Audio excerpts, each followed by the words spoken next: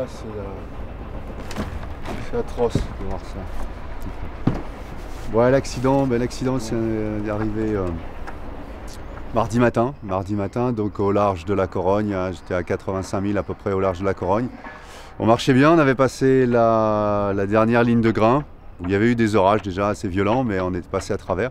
Et puis à un moment donné, donc je sais pas, c'est venu de nulle part. Hein, je venais juste de sortir du bateau, donc j'étais dans le cockpit. Et à ce moment-là, il y a eu un éclair extrêmement violent. Un éclair extrêmement violent avec un arc électrique qui est passé à travers le mât, qui a provoqué l'explosion instantanée de tout le système électrique, système électronique, enfin tout a brûlé. Donc j'ai vu la fumée sortir du bateau. Donc tout de suite je suis descendu à l'intérieur pour essayer d'éteindre l'incendie.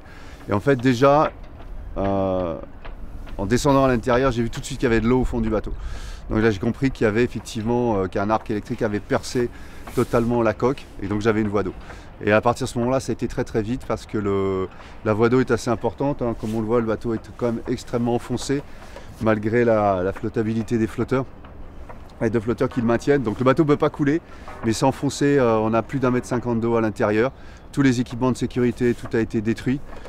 Et donc face à un moment donné à la catastrophe, là il n'y avait plus de solution, le bateau n'est pas navigable, impossible de revenir avec.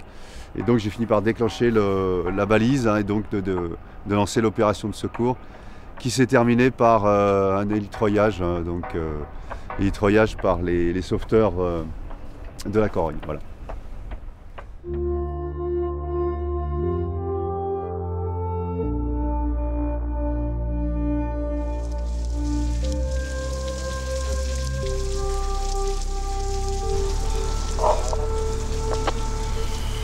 Mira, cuando soltamos el remolque os pasáis por la banda de estribor del trimarán, por la banda de estribor, y os apoderáis a la banda de estribor, cambio.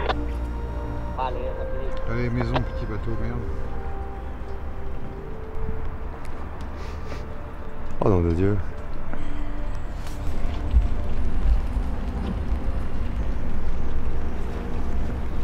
Ok. A tolerar los fingers ya no hay problema. Qu'ils accélèrent un peu, faire gaffe au ponton là-bas. Cuidado con los fingers, allá atrás. Qui remonte là parce qu'il va aller dans le ponton. Le sauvetage du bateau finalement ça a été pris en charge directement par un gros remorqueur de la Sacemar, qui est compagnie de remorquage qui travaille avec les sauveteurs espagnols. Et donc ils ont décidé finalement d'aller chercher le bateau pour le sortir du rail des cargos puisqu'il était considéré comme une gêne à la navigation. Attends, il faut l'arrêter là. Ah là il faut l'arrêter. Stop, stop. En fait, cette opération s'est déroulée, je dirais, de manière presque autonome. Hein. On n'a pas pu intervenir.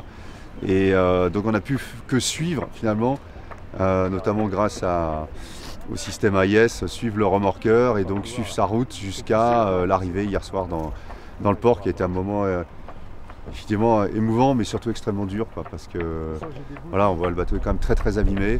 Surtout à l'arrière, il est à moitié sous l'eau, enfin, tout est détruit à l'intérieur, tous les équipements sont détruits.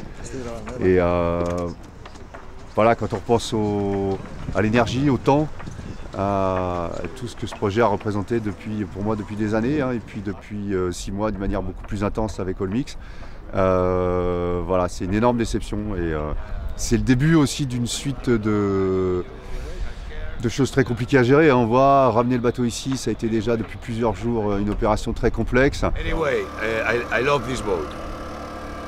You love the boat? Yeah, her came following me 10 knots ahead to try to rescue one of your mates. Yes, yes. Yeah? Yes, I know. So she came following me like 10 knots.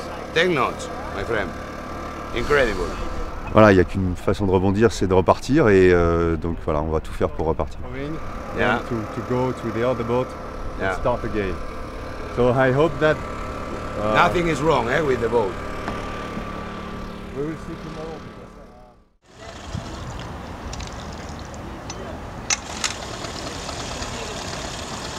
On était en bonne position avec le bateau, le bateau était en très bon état, j'avais rien cassé depuis le départ de la course. Et on devait, voilà, on était prêt à attaquer la partie à la limite la plus confortable de la course, hein, en direction des Açores, etc. Donc Pour moi, c'est un vrai drame, quoi. C'est extrêmement difficile à encaisser. Alors évidemment, il y a toujours des éléments positifs, puisque finalement je suis là à vous parler. J'aurais pu très bien être électrocuté si j'étais resté à l'intérieur du bateau à ce moment-là, vu l'intensité du courant qui est passé à l'intérieur du bateau et qui a vraiment fait tout brûler. Ensuite, oui, la foudre finalement a suivi les éléments conducteurs, c'est-à-dire les câbles électriques qui sont dans le mât, et puis le mât lui-même qui est en fibre de carbone, donc le carbone étant conducteur. On a un élément conducteur et puis une résistance au niveau du bateau qui lui est en bois époxy, donc voilà, ça fait exploser la résistance. Voilà, il y a énormément d'incertitudes quant à la suite, même si je sais, et ça c'est important, qu'on a un vrai support de la part des équipes d'Olmix et qu'on va continuer l'aventure. Mais voilà, il va y avoir une période quand même très difficile, hein, et la remise en état du bateau, ça va demander du temps.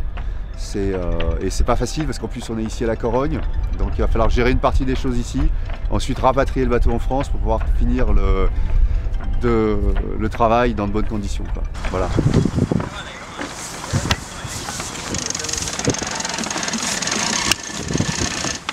Quand on part en mer sur des bateaux comme ça, quand on part en mer sur des transats, il faut s'attendre à affronter des situations très difficiles, hein. Donc ça, c'est quelque chose qu'on a intégré, c'est quelque chose dont on a un peu l'habitude. J'ai déjà effectivement vécu des situations en mer très dures, hein, des accidents. Et donc à chaque fois, ben voilà, on a l'habitude de rebondir, de se battre pour continuer. Et donc là, bon, je pense qu'il n'y a pas de problème pour la suite. On va continuer, surtout avec le support et l'enthousiasme qui a supporté cette aventure chez Olmix.